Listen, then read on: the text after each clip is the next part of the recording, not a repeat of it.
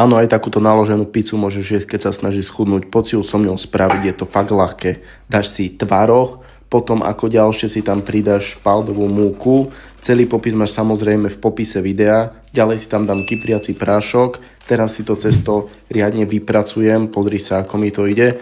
A následne si to cesto dám takto na linku, rozdelím si ho kamo na 3 časti, vzniknú ti z toho 3 pice, môžeš ponúknuť kamaráta, koho chceš, je mi to úplne jedno.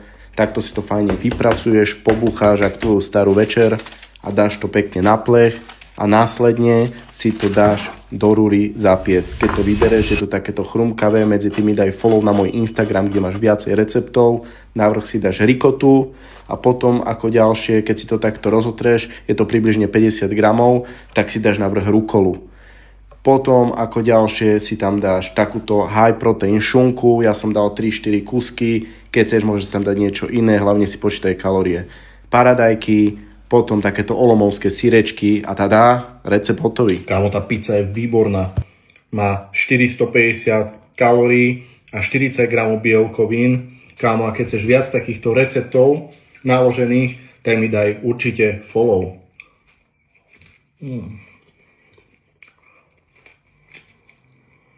Viem, žerem ako práška, ale je to výborné.